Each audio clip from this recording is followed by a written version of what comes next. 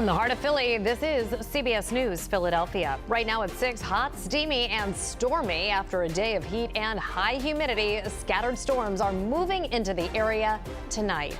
Good evening, I'm Jessica Cartalia. Yuki is off today. These storms could pop up at any time from now through late this evening, bringing gusty winds and lightning. So let's get right over to Chief Meteorologist Bill Kelly, who's timing this all out for us. Hey, yeah, Bill. you got a few out there. Hey, Jess. Yeah. Right now, we're going to be looking over the next couple of hours, as you mentioned, for some of these to increase in coverage and increase potentially in the intensity as well. There's not a lot in our area as we speak, but there are a few. We've been tracking the storm that moved out of Montgomery County through Bucks County right now. That storm actually dying down pretty considerably. Just some lingering rain showers here as it scoots its way just north of 295. It's going to eventually work on over the Delaware River here over Upper Makefield and continue off to the east.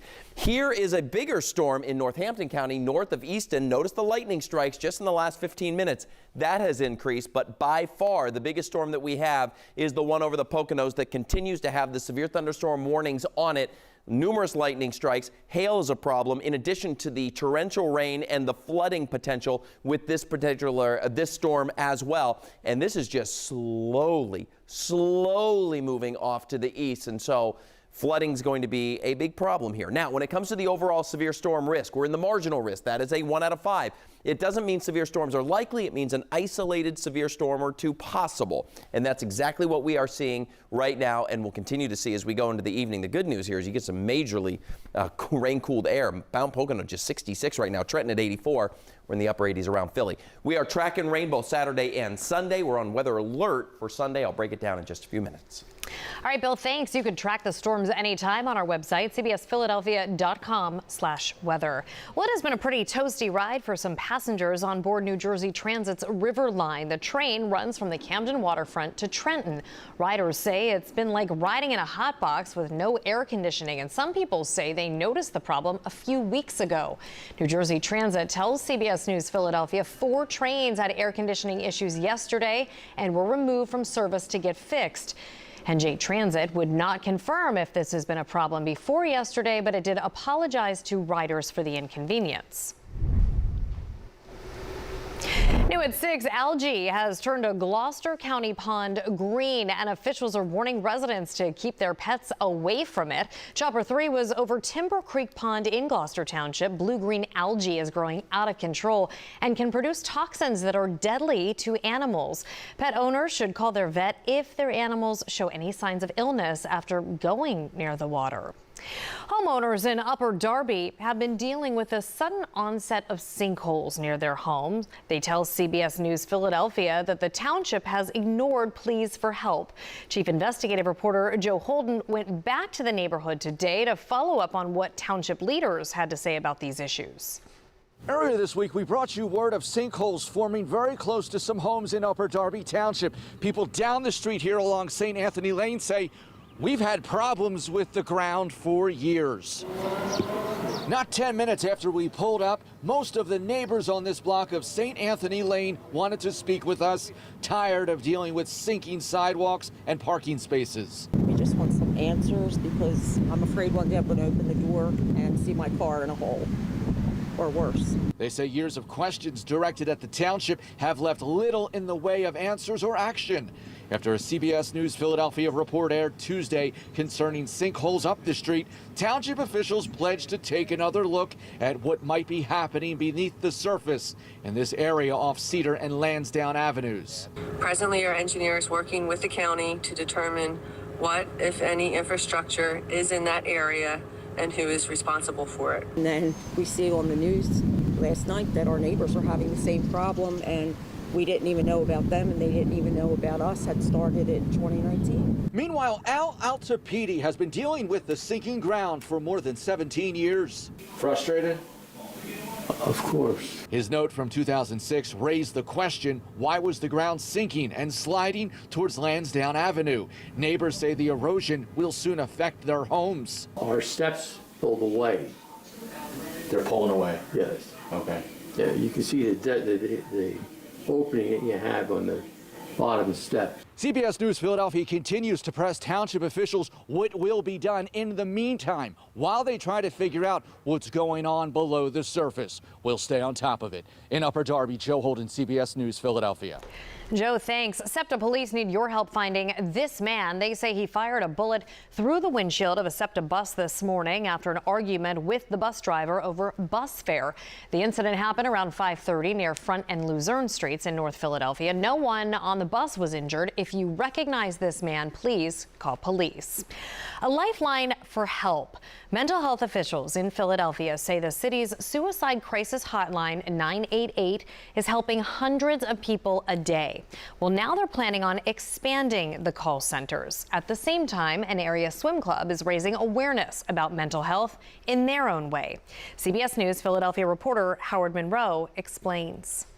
Ethan was a great guy. Ethan was the best. Friends and co-workers are remembering Ethan Byrne. Ethan died by suicide in October of 2020, and now his former co-workers at the Springfield Swim Club in Delaware County are organizing a swim meet in his honor. He always had this way about him when you talk to him, like your day was always better. I know it's something super cliche to say, but coming into work, you obviously, oh, I have to go to work. If Ethan was here, your day would be so much better. Ben Kutafara swam with Ethan since they were kids, and they both worked as lifeguards at the swim club.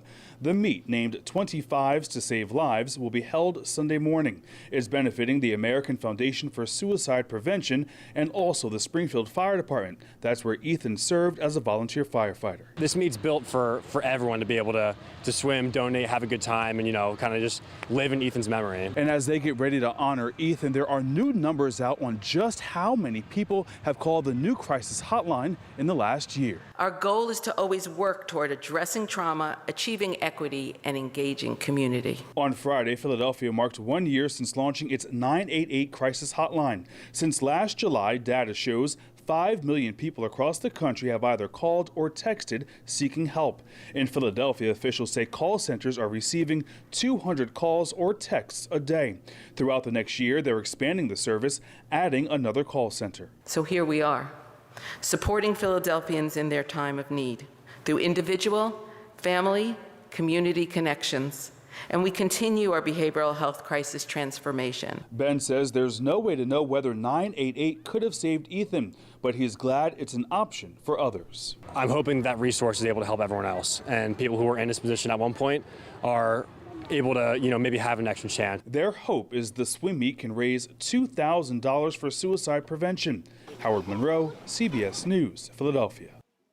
Tomorrow, an effort to raise awareness for Black men's health. The mayor's office of Black male engagement is hosting the 10th Brothers Stroll. The initiative was inspired by a report that highlighted the health challenges faced by Black men and boys in Philadelphia.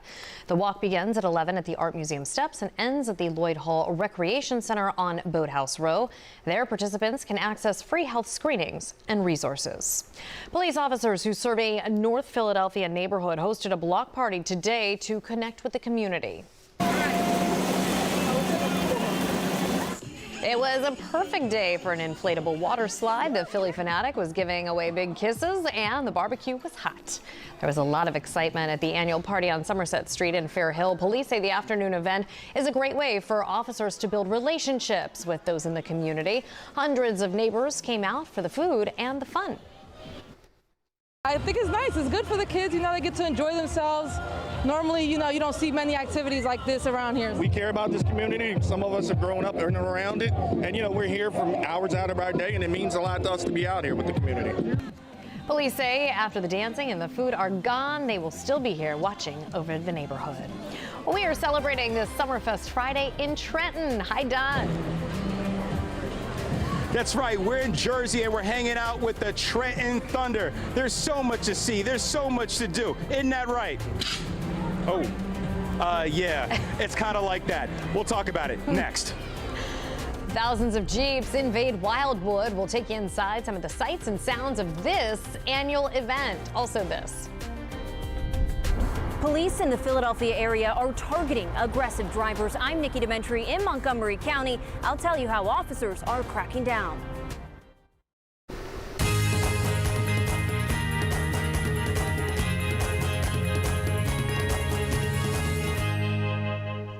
It's a Summerfest Friday, and we are heading to the ballpark. Up to bat this afternoon, Sports Director Don Bell live in Trenton ahead of tonight's Trenton Thunder game. Hi, Don.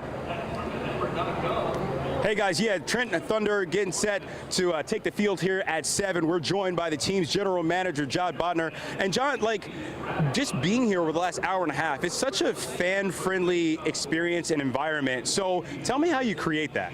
Yeah, absolutely. We're a community-driven organization. We're all about the fan first. We're here to make smiles, make memories, talk to any of our season ticket holders that have been here for 30 years, and there's something for everyone, and that's what people take home, whether you're a sports fan, a food fan, or you're just looking for a fun night out. That's what we do here. Well, it's interesting because all the type of entertainment options you have just basically throughout our region, they can cost you. They can run you some big-time bucks. How much does it cost to park here and come here to see a game? Yeah, absolutely. We're always focused on being family affordable. So you can park for $5. Your ticket can be as low as $12 in advance. You know, you're getting beer and food for an affordable price. There's not many activities that a family of 4 can do anymore that are just like not going to break the bank.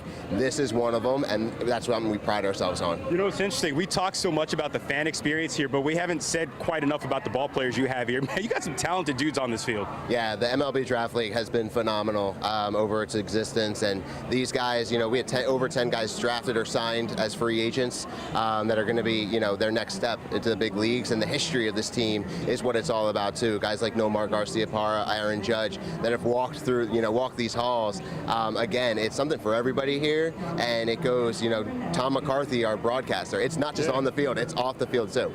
John Bodner, thank you so much for your time. And of course, we'll be checking out the game tonight at 7. Sounds good. All right, so we also want to tell you what's going on in the major leagues just down I-95. The Phillies are taking on the San Diego Padres in a 4-game series that starts at about 6:05 tonight. So this is the first time that they're seeing the Padres since Bedlam at the bank, as we take a look at Bryce Harper doing his thing in Game 5 of the National League Championship Series last year. It was a tremendous moment. So once again, they're playing San Diego for the first time. But let's talk about the here and now. Bryce Harper expected to play first base sometime over this weekend. We caught up with Phillies broadcaster Greg Murphy. It seems inevitable at this point that we'll see Bryce out there. You know, makes sense maybe tomorrow in a doubleheader to put him out there in one of the 2 games. It remains to be seen how well he takes to it. A whole new position for him, so it'll be interesting. Well, Bryce Harper batting .290, only 3 home runs so far in the season, but he is having a decent campaign. We hope the power comes back. The Phillies, by the way, starting the second half of the season, 7 games over 500. I'm Don Bell in Trenton. Back to you guys in the studio. All right, Don, thank you. So the big question is those storms that are moving through. Yeah, Will they get rained out? They could impact either one of those games or your plans. It just depends on where they end up. Not everybody gets the rain tonight. Okay, interesting. But goodness, where we have it, it's coming down. Got lightning. I'll show it to you in just a moment. Over the Poconos is where that is at this hour. We're looking here in Philly, looking over Center City, and it's dry. Temperatures aren't terrible. We're in the upper 80s. It feels like the 90s with the humidity. It's certainly sticky out, no doubt about that. But where we get the rain, we're going to see the temperatures cool. We had some around Doylestown. You folks are down near 80. The Poconos right now are into the 60s. So here's what the radar looks like over the last 3 hours, and notice that things are starting to fire up, evident by the lightning emblems. Each one of these are cloud-to-ground strikes just in the last 15 minutes. So we have this storm over Northampton County that has really intensified over the last 15 minutes or so, and this one remaining over the Poconos, and that is where we have both the severe thunderstorm warning and now a flash flood warning. Last time I was telling you, I said I'm surprised the National Weather Service hasn't issued the flash flood warning, and then soon as we got done with the weathercast, they did. Obviously, they didn't listen to me doing that, or maybe they did, I don't know. But either way, they set that up there, and here's why.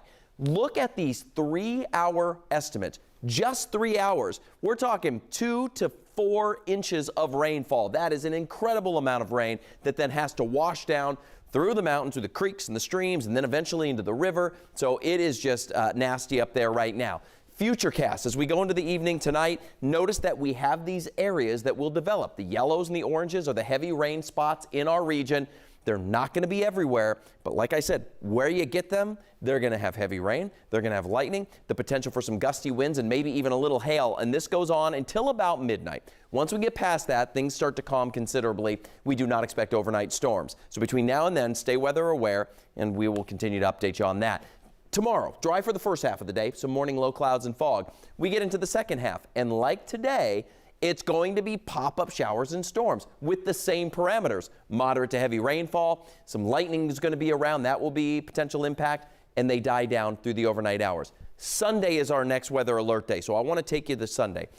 Newest model has some areas of heavy rainfall even into the morning hours. Here's a look at 9 o'clock, raining down the shore. Here's a look at noon. The heaviest totals will be in the afternoon and evening, but this is, like last Sunday, a line of showers and storms that will move across the region 2, 3 o'clock in the afternoon, right on into your early evening hours, and this will potentially dump another round of tremendous amounts of rain. In fact, here's a look at just the forecast snapshots. By 11 o'clock, there could be some spots that pick up 2, 3, if not 4 inches of rain. This model has Toms River over 6 inches of rain, and that just shows you it depends on where these set up. So that's weather alert for you on Sunday. Saturday, it's late day storms kind of popping up afternoon and evening. Both days, upper 80s, low 90s is what we're going to be watching. So if you want to plan something tomorrow morning, looks to be the best time this weekend. You're watching CBS News Philadelphia here at 6 o'clock. We'll be right back. A campaign involving more than 80 police departments in our area aims to make the roads safer. It's part of a statewide enforcement well underway cracking down on aggressive driving. CBS News Philadelphia reporter Nikki Dementri is in Montgomery County with this story. From local roads to 202 to 76, John A. Washington feels aggressive driving in and around the city of brotherly love is only getting worse.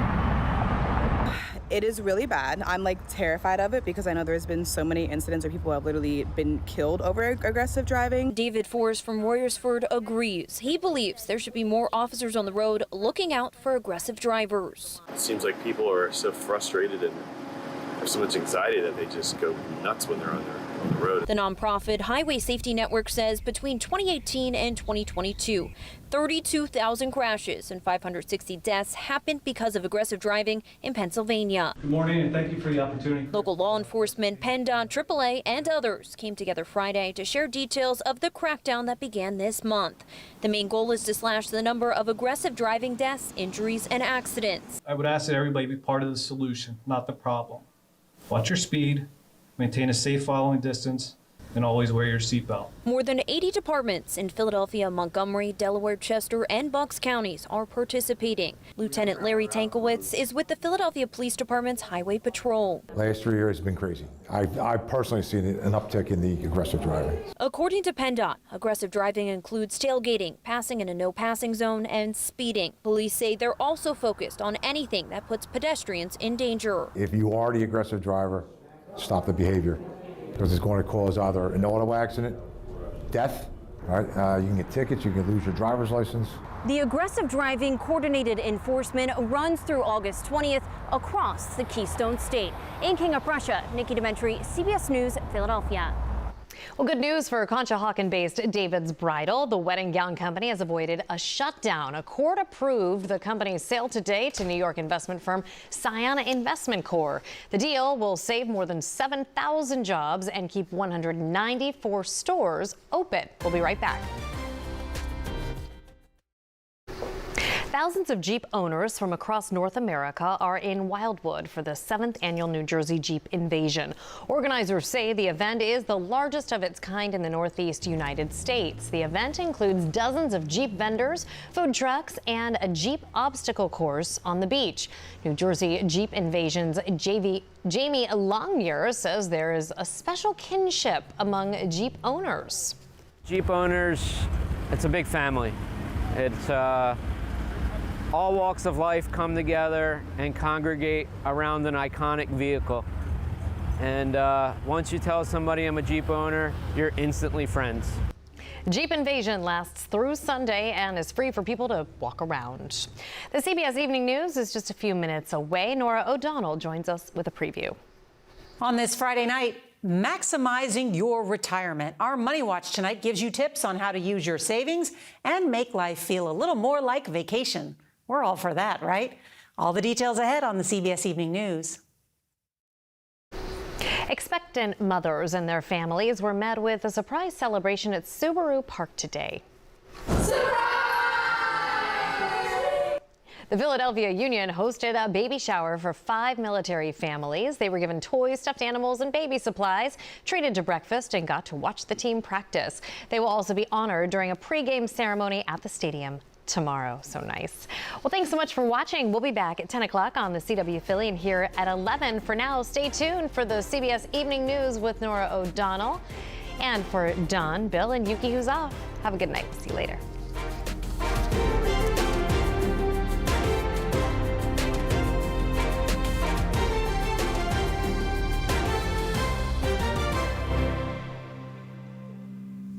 Uncovering the heart behind the headlines. CBS News, Philadelphia. Why is just a starting line, for the true self blooms only when we find our purpose. It's a million faces in a mirror.